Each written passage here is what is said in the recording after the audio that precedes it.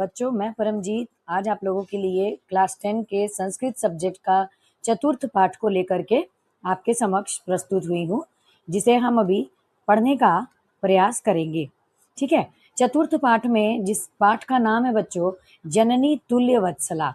ठीक है बच्चों, ये जो पाठ है जननी तुल्य वत्सला, वो माँ के असीम प्रेम और ममता को दर्शाता है। इसमें बताया गया है कि माँ अपने बच्चों को कितना निस्वार्थ और सच्चा प्रेम करती है।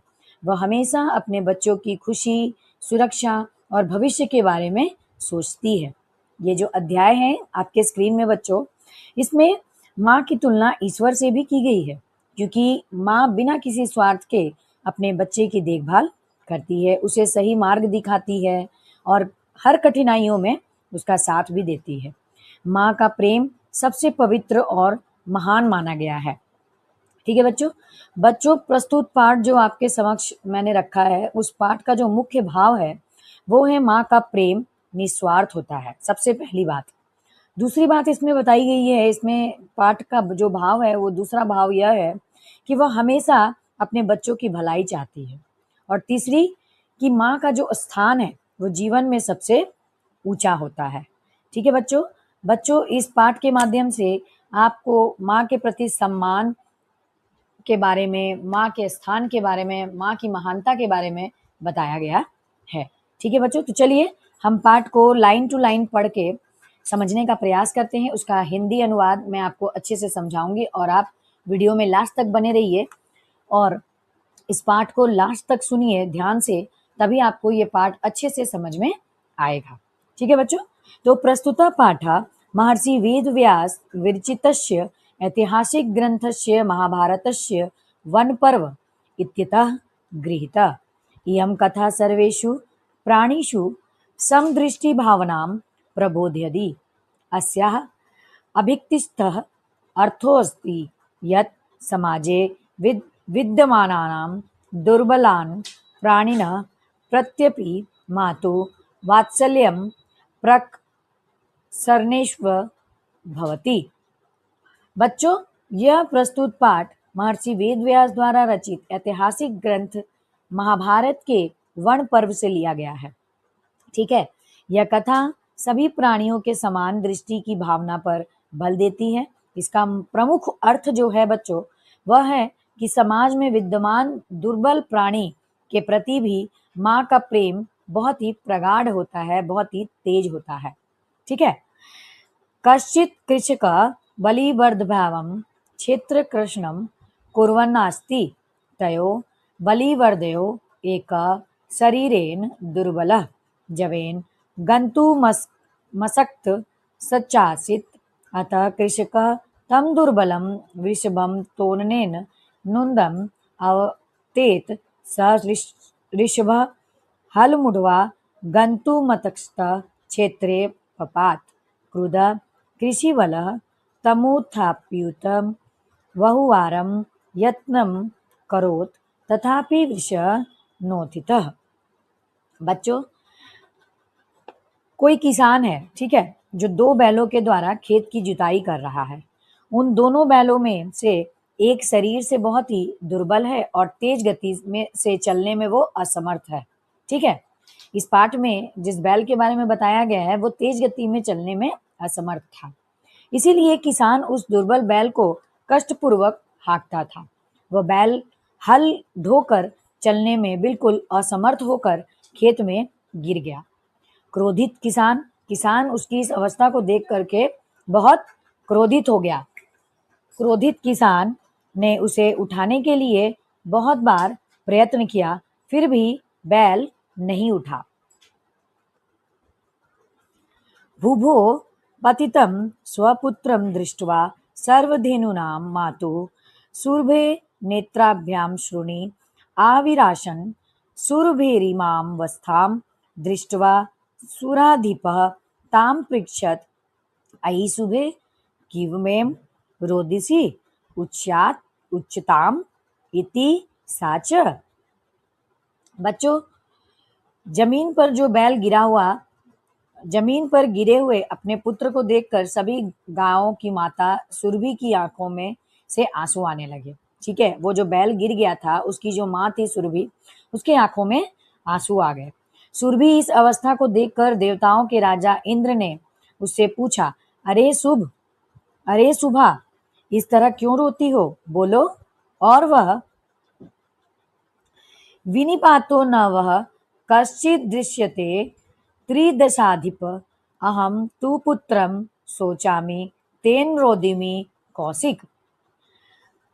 यहाँ पे कह रहे हैं कि हे इंद्र, कहा जा रहा है, हे इंद्र, हमारा विनाश कोई नहीं देखता। हे कौशिक इंद्र, मैं तो पुत्र के लिए दुखी हूँ, इसीलिए तो मैं रो रही हूँ, और मैं क्यों रोऊंगी। ठीक है।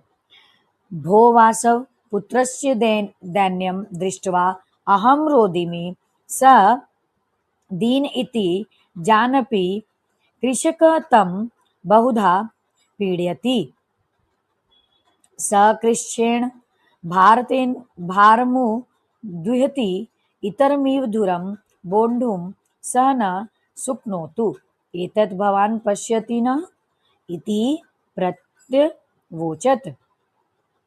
हे इंद्र, कहा क्या जा रहा है, आगे कह रहे हैं, भद्रे नूनम ससाद्रिकेषु पुत्रेषु सत्यस्वपि त्वं अस्मिन्नेव एकादृश्यं वात्सल्यं कथम इति इंद्रेण पृष्ठा सुरभि प्रत्यवोचत। कह रहे हैं, हे इंद्र, पुत्र का दुख देखकर मैं रोती हूँ, वह दुर्बल है, ऐसा जानते हुए भी किसान उसको बहुत पीड़ित करता है।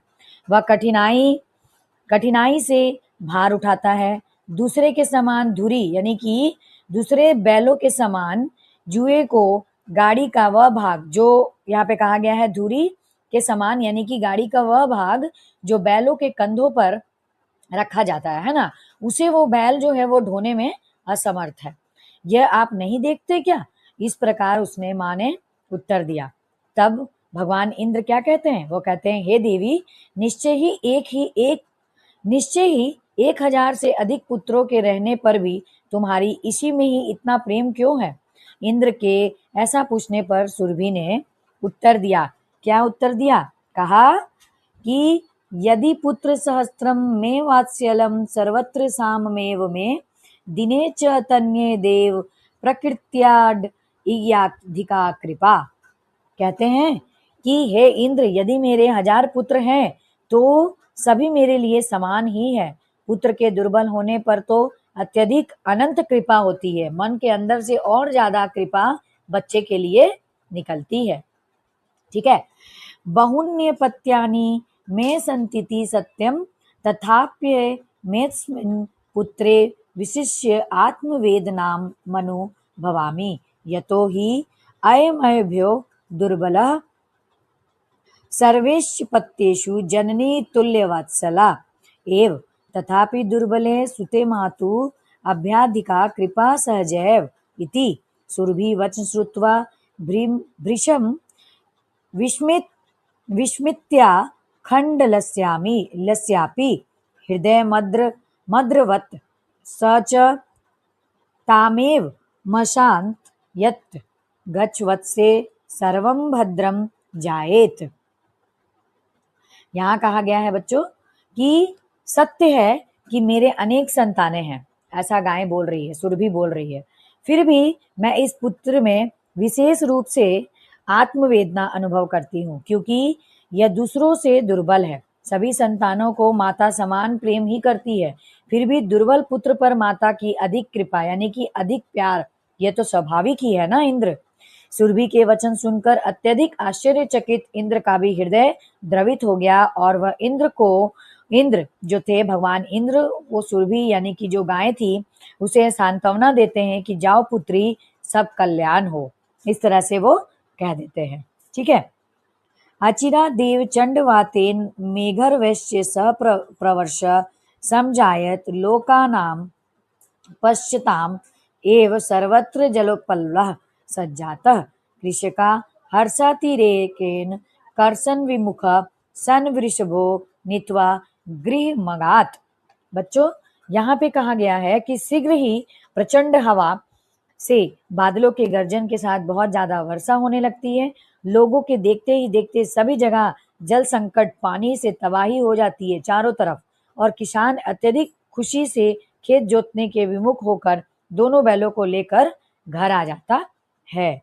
अपत्येषु च सर्वेषु जननी जननी तुल्यवत्सला पुत्रे दीने तु सा माता कृपा हृदया भवेत। बच्चों, यहाँ पे कहा गया है कि सभी संतानों पर माता समान प्रेम देने वाली ही होती है। माँ तो बहुत महान होती है और माँ का जो स्थान होता है वो काफी ऊंचा होता है, काफी उसका जो दर्जा है वो काफी ऊपर होता है। और दुर्बल पुत्र पर तो उस माता की कृपा जो है वो आर्द्र हृदय वाली होती है ना। अब मान लीजिए कि किसी बच्चे के 4 पुत्र हैं, 3 बहुत अच्छे हैं पर एक बच्चा जो है वो बहुत ही असमर्थ है, बहुत बीमार है, तो क्या एक माँ अपने उस बीमार पुत्र को क्या छोड़ देगी, उसे त्याग कर देगी? क्या उसका त्याग करेगी? क्या उसे प्यार नहीं करेगी? नहीं बच्चों, ऐसा बिल्कुल भी नहीं है। जो माँ होती है उसके लिए सब बच्चे एक समान होते हैं, वो सभी बच्चों को एक समान देखती है और सबके साथ उसका व्यवहार एक जैसा ही होता है। वही माँ, जो माँ ऐसा करती है वही माँ सच्ची होती है।